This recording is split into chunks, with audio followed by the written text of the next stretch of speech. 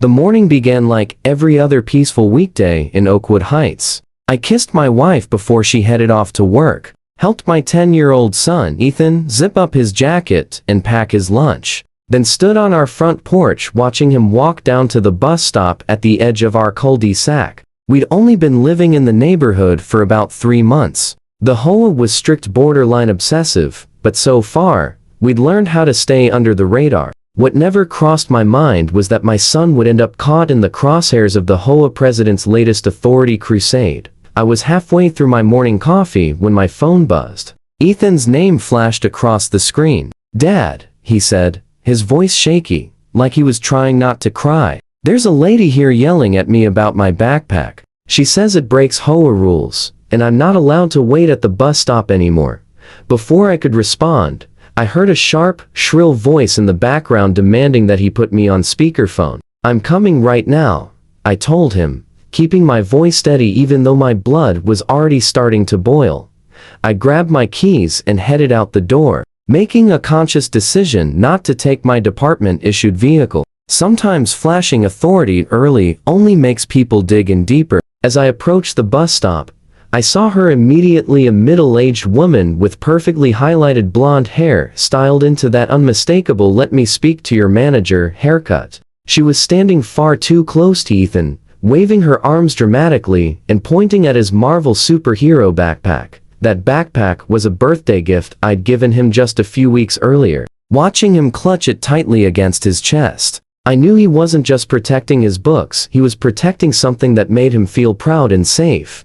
"Excuse me," I said firmly, using the calm, controlled tone years of law enforcement training had drilled into me. "What seems to be the issue?" She spun around sharply, her face twisted with self-righteous fury. "There is absolutely an issue," she snapped. "I'm Karen Whitfield, president of the Oakwood Heights Homeowners Association. Your son is blatantly violating our community aesthetic standards." I placed my hand gently on Ethan's shoulder. "And what rule would that be?" I asked, genuinely curious how a child waiting for a school bus could possibly be in violation.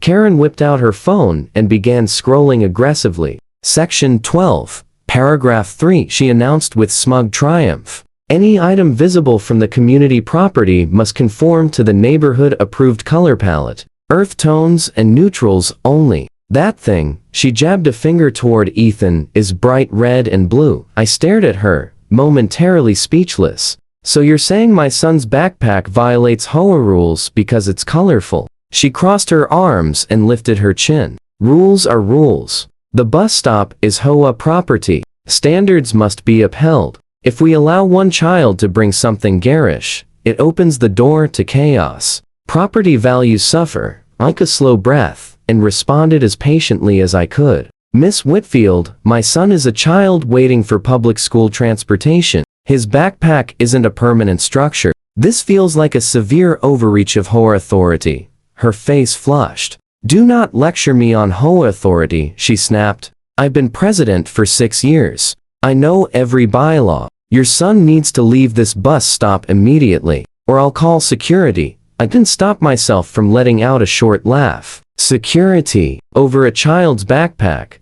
Ethan looked up at me, his eyes full of confusion and fear. "It's okay, buddy," I said softly. "You're not doing anything wrong." Just then, the school bus appeared at the far end of the street. I motioned for Ethan to step forward. Karen immediately moved to block him. "He is not boarding that bus from this stop," she said sharply. "Not with that backpack." That was the moment I decided enough was enough. "Miss Whitfield," I said calmly, "I'm Ethan's father, and I'm also Chief Jackson Reynolds of the Oakwood Police Department. You are currently interfering with a minor's access to public education, which could legally be considered obstruction." Her eyes widened briefly before she masked it with defiance. "Being police chief doesn't put you above HOA rules," she said, though her voice wavered slightly. The bus pulled up, its doors opening with a hydraulic hiss. "Go ahead, Ethan," I said, gently guiding him around her. She grabbed my arm, her acrylic nails digging into my skin. "We are not finished," she whispered harshly. I carefully removed her hand. "Do not touch me again," I said quietly but firmly.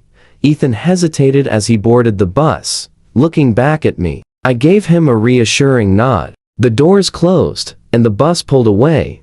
You've just made a powerful enemy, Karen said, pointing a finger inches from my chest. I'm calling an emergency HOA meeting tonight. Enjoy the fines. We'll see how long your family lasts here. I maintained my composure. Miss Whitfield, I'd like to review the specific bylaw that grants the HOA authority over children's school supplies. Could you point that out in the covenant? For the first time, her confidence faltered. It falls under aesthetic enforcement, she said quickly. As president, I have discretion to interpret that. I nodded slowly. I understand. Then I look forward to discussing that interpretation tonight. I'll be bringing the county code enforcement officer with me, assuming guests are allowed. The HOA board had been under pressure recently to ensure its regulations complied with state law, and the mention of county oversight made Karen's eye twitch ever so slightly. Just keep your son and his eyesore of a backpack away from community property,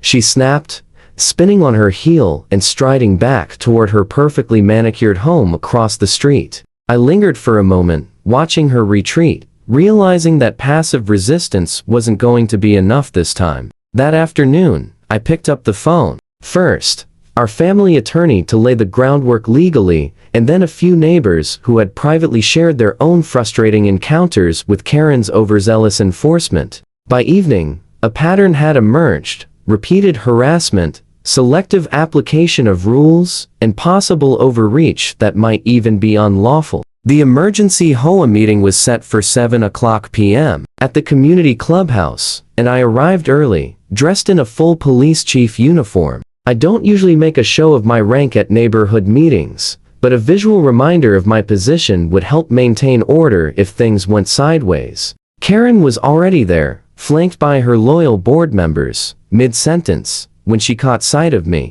her composure faltered for just a moment. "Good evening," I greeted, nodding politely to the familiar faces in the room. "I understand we're gathered to discuss backpack regulations." A few neighbors chuckled, which seemed only to aggravate her further. "This is not a joke, Chief Reynolds," she said, sarcasm dripping from her tone. "This is about maintaining community standards." She launched into her presentation, a slideshow detailing what she described as the visual pollution of non-conforming items in common areas. One slide showed a zoomed-in photo of Ethan's backpack, clearly taken that very morning. "This is exactly the sort of eyesore that diminishes property values," she declared, looking at me expectantly as though I would grovel and apologize. I stood, letting the room settle. "Thank you, Miss Whitfield, for presenting your case," I said calmly. "Before addressing the backpack issue, I must highlight a far more serious concern." I opened a folder and laid out my evidence. "This morning, Miss Whitfield physically blocked my 10-year-old son from accessing his school bus. She grabbed his arm and refused to let him board. Two neighbors witnessed the incident and can corroborate my account." A hush fell over the room. Continuing, I added, "When I intervened, Miss Whitfield grabbed my arm as well, leaving visible marks." I held up the faint red indentations left by her acrylic nails. "Under state law, this constitutes simple assault, particularly when directed at a minor. Additionally, obstructing a child's access to school transportation violates educational access statutes." Karen shot to her feet, her face twisted with indignation. "That's ridiculous. I was enforcing HOA rules." The other board members exchanged uneasy glances, but I remained calm. "Miss Whitfield, no HOA regulation overrides state law or grants you authority to physically detain residents, especially children. I've reviewed our covenant thoroughly, and there is no rule governing temporary personal items such as backpacks. The neighborhood color palette requirement does not apply to personal belongings."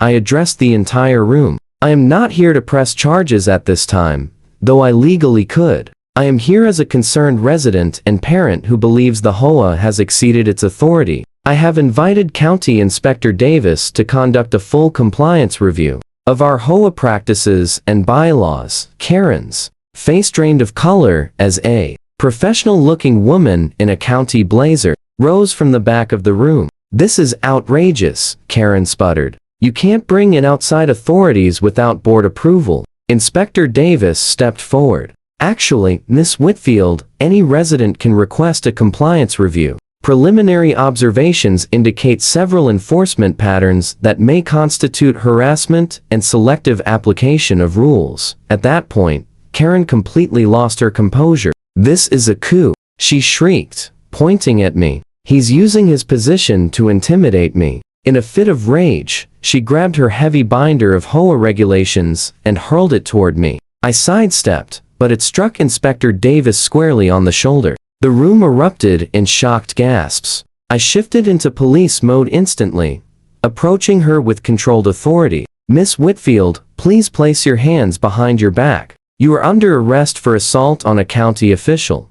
Her eyes widened in disbelief. "You can't arrest me. I'm the HOA president," she protested. I calmly recited her rights as I escorted her out of the clubhouse. The remaining board members hastily called a vote, and by unanimous decision, Karen was removed from her position immediately. "You can't do this to me," she wailed as we passed the community bulletin board that had prominently displayed her name and photo for years. "Do you know how much I've done for this neighborhood? I've preserved property values and community standards." The following morning, Karen was released on bail, facing misdemeanor assault charges and a restraining order preventing her from coming within 100 feet of my son or our home. Outside the courthouse, a local news crew had gathered, eager to capture the story of an HOA president arrested for assaulting a police chief's child. Karen's face crumpled as she realized her reputation was ruined. "No comment," she shrieked, trying futilely to shield her face with her designer handbag.